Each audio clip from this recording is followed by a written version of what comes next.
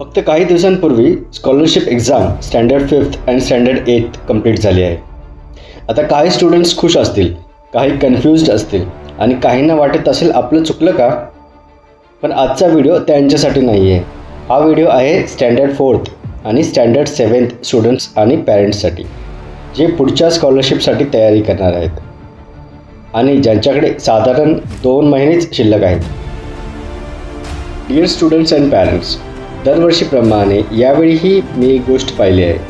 Students खूप अभ्यास करतात, खूप मेहनत करतात, तरी स्कॉलरशिप एक्झाम क्लिअर होत नाही. आणि याचं कारण फक्त स्टुडंट्सच्या चुका नसतात, पॅरेंट्सकडूनही काही चुका होत असतात. आपण आज अशा 5 चुका पाहणार आहोत, ज्या तयारी असूनही स्कॉलरशिप हातातून काढून घेतात. जर तुम्ही 4थी किंवा 7वीच्या स्कॉलरशिपसाठी तयारी करत असाल तर हा व्हिडिओ शेवटपर्यंत बघा. पहिली मिस्टेक, फुल सिलेबस कंप्लीट करण्याचा हट्ट. स्टुडंट्स, पहिली चूक सगळं पूर्ण करायचं आहे. स्टुडंट्स आणि अनेकदा पॅरेंट्ससुद्धा विचार करतात, सगळा सिलेबस कंप्लीट झाला की एक्झामला कॉन्फिडन्स येईल. पण रिॲलिटी काय आहे? स्कॉलरशिप एक्झाम पूर्ण सिलेबस बघत नाही, ती परफॉर्मन्स बघते. जर 100% सिलेबस वीक असेल तर त्याचा काहीच उपयोग नाही. 70% स्ट्रॉंग परफॉर्मन्स 100% वीक परफॉर्मन्सपेक्षा केव्हाही बेटर आहे. सिलेक्टिव्ह स्टडी म्हणजे कमी अभ्यास नाही, तो स्मार्ट अभ्यास आहे. बरं, याचं सोल्युशन काय आता? तर तुमचं गोल क्लिअर ठेवा. सिलेबस कंप्लीट नाही, सिलेबस स्ट्रॉंग करायचा आहे.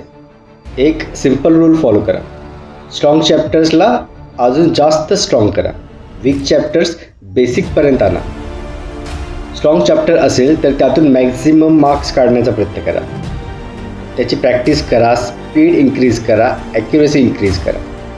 वीक चॅप्टर असेल तर तो टॉपरसारखा मास्टर करण्याचा हट्ट करू नका. जेवढं एक्झाममध्ये सेफ मार्क्स देईल तेवढं पुरेसे आहे. सोल्युशन क्लिअर आहे. सगळं करायचं नाही, तर जे करायचं ते सॉलिड करायचं. मिस्टेक 2, जास्त क्लासेस, जास्त बुक्स. ही चूक बहुतेक वेळा पॅरेंट्सकडून होते. आणखी एक क्लास लावूया, आणखी एक बुक घेऊया. प्रॉब्लेम काय होतं माहीत आहे? स्टुडंटचा वेळ अभ्यासात न जाता ॲडजस्टमेंट करण्यामध्ये जातो. मल्टिपल बुक्स म्हणजे मल्टिपल पॅटर्न्स आलेत आणि मल्टिपल पॅटर्न्स म्हणजे कन्फ्युजन. क्वांटिटी वाढून क्लॅरिटी वाढत नाही. सोल्युशन, एकच सिस्टम ठेवा आणि त्यावर कन्सिस्टंट राहा. एक मेन बुक आणि एक मेन टीचिंग सोर्स. बाकी सगळं सपोर्टला असू शकतं, सेंटर नाही. म्हणजे जास्त ऑप्शन्स इज इक्वल टू जास्त कन्फ्युजन, म्हणजेच इज इक्वल टू कमी कॉन्फिडन्स, असं पकडून चल. मिस्टेक नंबर 3, स्ट्रॉंग सब्जेक्टला इग्नोर करणं. तिसरी खूप कॉमन आणि मोठी चूक स्टुडंट्सकडून होते. स्टुडंट्स म्हणतात, हा सब्जेक्ट इझी आहे, मला येतो, आपण दुसरं करू. आणि हळूहळू हा स्ट्रॉंग आणि इझी सब्जेक्ट किंवा टॉपिककडे पूर्णपणे दुर्लक्ष होतं. प्रॉब्लेम काय होतो? स्ट्रॉंग सब्जेक्टवर एफर्ट कमी झाला की इझी मार्क्स शांतपणे निघून जातात. स्कॉलरशिप एक्झाममध्ये रँक स्मॉल मार्जिन्सवर ठरतं. जर इझी मार्क्स गेले तर वीक सब्जेक्ट कितीही इम्प्रूव्ह केला तरी तो गॅप भरून निघत नाही. सोल्युशन, स्ट्रॉंग सब्जेक्ट सोडायचा नाही, स्ट्रॉंग सब्जेक्ट मेंटेन करायचा. वीक सब्जेक्टचा गोल बेसिक ठेवायचं आणि स्ट्रॉंग सब्जेक्टचा गोल परफेक्शन असलं पाहिजे. स्ट्रॉंग सब्जेक्टवर लक्ष असावं. स्पीड वाढवणं, ॲक्युरेसी इम्प्रूव्ह करणं, सिल्ली मिस्टेक्स कमी करणं. स्ट्रॉंग सब्जेक्ट स्ट्रॉंग राहिला की वीक सब्जेक्टचा प्रेशर आपोआप कमी होतो.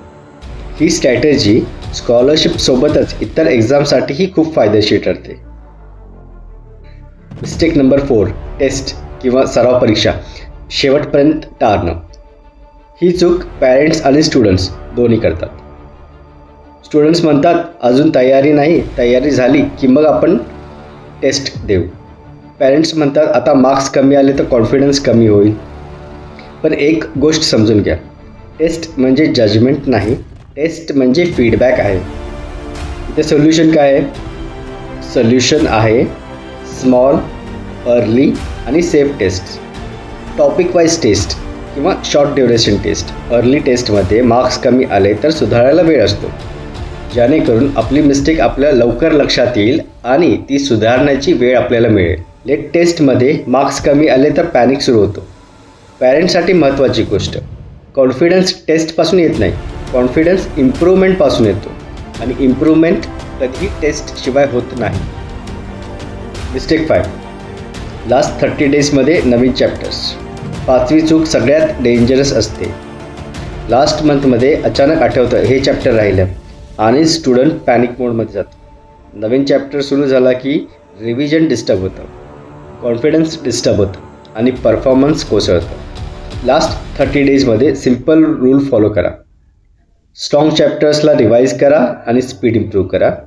जे मीडियम चॅप्टर्स झालेले आहेत त्यांचे एरर्स फिक्स करा आणि जे वीक चॅप्टर्स आहेत ते एक्सेप्ट करा की ते तुमचे झालेले नाही आहे आणि ते टॉपिक्स ड्रॉप करा.